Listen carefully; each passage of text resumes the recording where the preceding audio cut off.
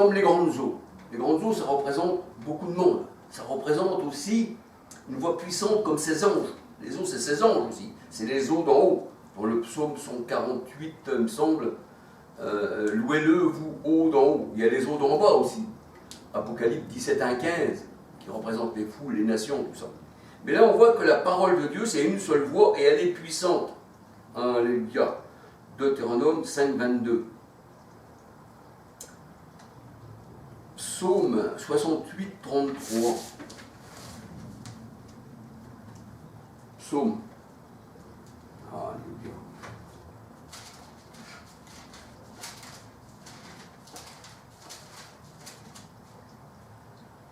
Alors, psaume 68, non, c'est pas psaume 68, 33. Ça veut dire autre chose. Je l'avais mis ici, mais ce verset, mais voilà, c'est celui qui s'avance sur les cieux antiques. Et les cieux antiques, c'est le soleil, la lune, les étoiles. C'est les anciens ministères, Genèse, verset 37. Oui, Genèse 37, verset 9-10. Et cette voix forte, c'est la voix de l'époux, alléluia. Jean 3, 29, de l'agneau, Jean 3, 29, Ésaïe 54, verset 5. Alors, voyons voir dans Exode,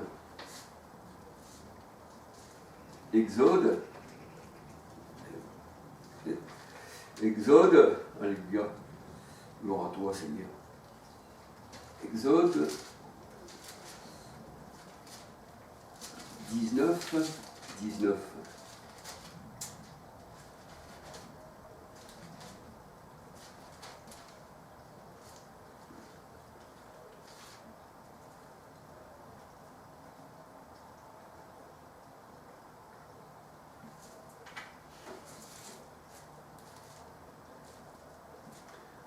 Alors, Exode 19, 19, le son de la trompette retentissait de plus en plus fortement. Moïse parlait. Parce que le son de la trompette, c'est une voix dans la parole de Dieu. Vous savez que la parole de Dieu, tous les instruments de musique représentent la voix de Dieu. Alléluia. Même la harpe. Alléluia. Et là, on voit qu'on David jouait de la harpe. Eh bien, on voit que David, pas David, on voit que Saul, qui n'en voulait, le roi Saül, qui n'en voulait à David, eh bien, il revenait mieux. Alléluia. Parce que la harpe, David c'était un joueur de harpe, c'était sa parole, et il jouait pour Saul. Et Saul, quand il entendait la harpe, le roi Saul, eh bien, il devenait mieux. Et même on voit Élie qui dit, eh bien, voici, donnez-moi une harpe. Et ça représente encore les instruments que Dieu se sert pour parler. Élève ta voix comme une trompette. Et même on voit Paul, quand il parle, il dit qui se rassemblera pour le combat si la trompette donne un son, on va dire, confus, ou si la harpe ne donne pas un son distinct. Et là, on voit qu'il parle de la langue en parlant de ceci. Alléluia. Donc, on ne va pas trop m'éloigner, mais là, on voit que dans Exode 19, le son de la trompette retentissait de plus en plus fort. Moïse parlait, et Dieu lui répondit à haute voix. Donc, une voix puissante. Alléluia. Donc, une voix puissante.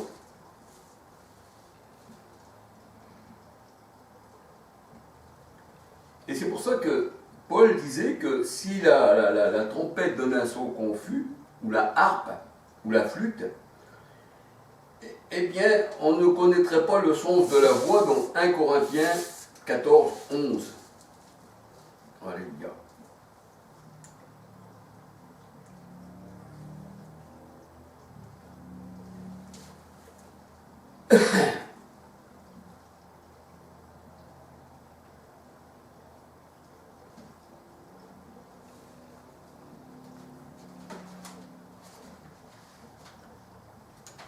Alors, frères et sœurs, que le Seigneur vous bénisse, que le Seigneur vous garde.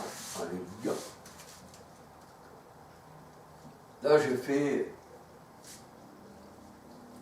on va dire, de la part du Seigneur, Bien, j'ai écrit de la part du Seigneur, comme on va dire, parce que c'est le Seigneur, c'est ça le scribe. Alléluia. On n'écrit pas sur du papier, on n'écrit pas sur des feuilles. Hein, le vrai scribe, il écrit sur les cœurs. Alléluia. C'est ça le vrai scribe spirituel dans la parole de Dieu. Et mais Paul, nous voyons, lui, qu'il écrivait non avec la plume ni avec l'encre, mais avec l'esprit du Dieu vivant. Et l'esprit, c'est lui qui nous dicte, c'est lui qui nous fait parler. Alléluia. L'esprit, hein, l'esprit du Seigneur. Alléluia. Et là, j'aurais voulu vous parler, hein, là, j'ai mis en étude, hein, j'ai plus qu'à faire encore quelques trucs. J'aurais voulu vous parler de la Sulamite, dans Cantique des Cantiques, qui est, eh bien, l'épouse du Christ, la Sulamite, qui est le jardin du Seigneur, qui est Jérusalem, hein, son épouse, Apocalypse 21, versets 1, 2, 9, 10, alléluia, qui est le ciel, alléluia, qui est son jardin. La Sulamite, c'est le jardin de Dieu, c'est son épouse. Isaïe 58, verset 11, un jardin arrosé. On voit que la Sulamite, derrière son voile, elle a, eh bien, ses yeux, c'est des colombes. Et nous allons voir dans la parole de Dieu que les yeux de la Sulamite, qui sont des colombes, nous allons voir, eh bien, pas mal de choses. Alléluia. J'ai fait ceci pour, eh bien, partager avec vous, mes frères et sœurs. Alléluia. Parce que heureux les invités au repas du Seigneur, hein, Matthieu 4,4. Alléluia. Mais je veux dire par là que la Sulamite, si on veut regarder même son cou, hein, ça veut dire quelque chose, le cou de la Sulamite, c'est saint aussi, hein, ça veut dire aussi quelque chose. C'est-à-dire qu'on compare le décryptage de l'épouse du Christ, qui est la Sulamite, qui ses yeux sont des colombes, et qui elle-même est la colombe, alléluia. Bien, nous voyons que la colombe, nous allons voir qu'est-ce que c'est au juste de la colombe. La colombe, c'est l'Esprit Saint, la colombe, c'est Dieu lui-même, la colombe, c'est Dieu en nous, alléluia, parce que, on va dire par là, parce que nous sommes tous un seul corps. La parole de Dieu nous dit dans 1 Corinthiens 12, versets 12 à 27, on est soudés ensemble par un seul corps, et quand un membre souffre, tout souffre, et vous êtes tous abreuvés d'un seul esprit. Alléluia, 1 Corinthiens 12, verset 13, et nous voyons que l'esprit descend là quand Christ est baptisé, et une voix se fit entendre de la nuée, parce que l'esprit c'est aussi la nuée, l'esprit c'est aussi la colombe, c'est ce que nous allons voir, et voici mon fils, alléluia.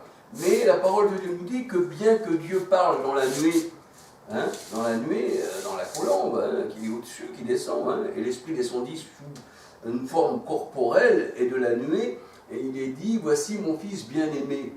Et là, nous allons voir que la nuée, dans la parole de Dieu, ce sont les chérubins, ce sont les anges, c'est l'armée céleste de Dieu, alléluia. On le voit aussi dans Matthieu 17, verset 5, et nous allons voir, frères et sœurs, que bien que dans la nuée, l'Éternel parle de la nuée qu'il y a en haut, il parle aussi en bas, parce que la parole de Dieu nous dit, un seul Dieu, en tous, parmi tous, en haut, en bas, et autour de tous, il est le seul et unique Dieu, en haut, dans le ciel, et en bas, sur la terre. Du ciel, tu peux entendre sa voix, mais aussi il te fait voir son grand feu sur la terre, et tu peux l'entendre quand Jésus-Christ, notre Sauveur, est descendu parmi les hommes et qui s'est mis à l'image de l'homme, eh bien, on a entendu aussi sa voix. Deutéronome 4, versets 35 à 39. Alléluia. On va regarder dans 1 Roi 8, 29. 1 Roi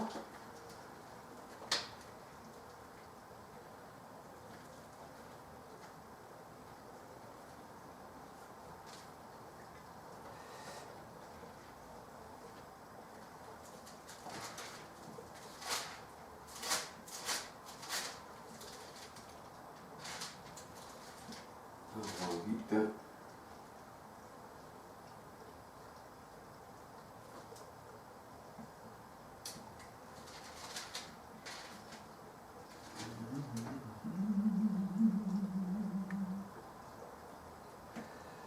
C'était pas 1 moins 8, 29, je vais regarder plus loin.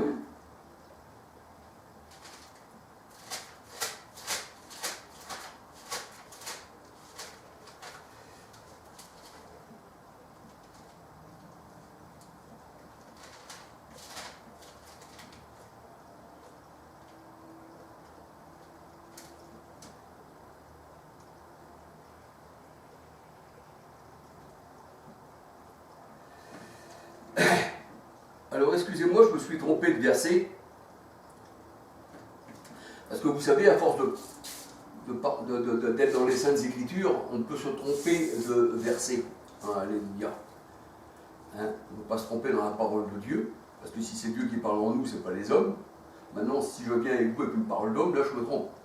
Mais je dis toujours, moi, quand je donne la parole du Seigneur, je dis toujours consultez les Écritures. Alléluia. Parce que moi, je pose simplement. Je ne dis jamais croyez à ce que je vous dis. C'est l'Esprit Saint qui convainc. Alléluia. Parce que moi, je ne suis qu'un homme aussi. Alléluia. Alors, on va regarder plutôt Josué de 11.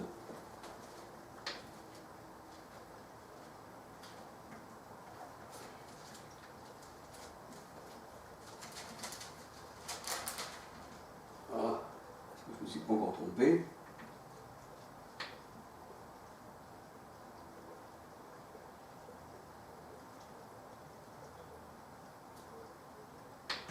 Voilà. Alors, Josué de 11 va avec Deutéronome 4, 35 à 39, Éphésiens 4, versets 5, 6. Et là, Josué de 11, il nous est dit, nous l'avons appris et nous avons perdu courage, et tous nos esprits sont abattus à votre aspect. Car c'est l'Éternel votre Dieu qui est Dieu, en haut dans les cieux et en bas sur la terre. Il n'y a pas un Dieu qui parlerait de la nuée, Jean 17, 5. On va dire aussi Matthieu.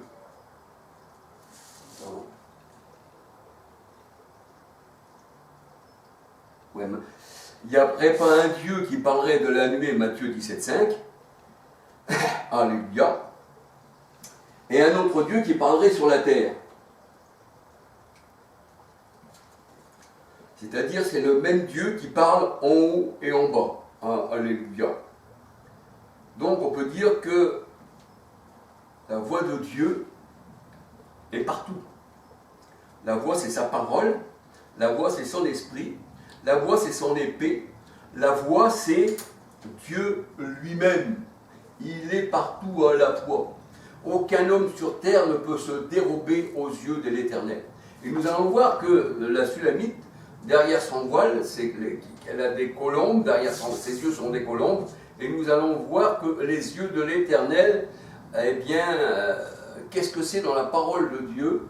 Les yeux de l'Éternel, eh bien, sont comparés aux colombes de la Sulamite. C'est ce que nous allons voir dans l'étude, alléluia.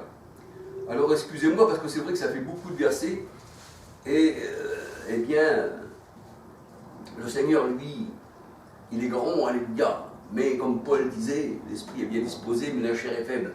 Des fois, notre chair, elle nous laisse à partir, des fois, sur d'autres versets. Alors, on revient sur les versets pour regarder si c'est exact. Alors, c'est pour ça, dans vos commentaires, dites-moi si les versets, alléluia, eh bien, correspondent vraiment. Je ne dis pas que tous les versets sont... Non, mais il peut y avoir un verset, des fois, que j'aurais mis à la place d'un autre verset. Alléluia. Alors, soyez bénis du Seigneur, frères et sœurs. Alléluia. Et merci pour vos commentaires. Et soyez tous bénis. Et sois béni aussi, Rénard. Alléluia. Sois aussi béni, eh bien, cette personne, ce frère, alléluia, qui s'appelle Rénard. Alléluia. Parmi les autres frères. Alléluia. Parce qu'un saint baiser doit être donné à tous nos frères et sœurs, sans exception, et l'Éternel ne fait pas de favoritisme. son corps, c'est son corps, et hors du corps du Christ, eh bien, il n'y a plus rien. Alléluia. Alors, soyez bénis, et que le Seigneur vous bénisse abondamment. Alléluia.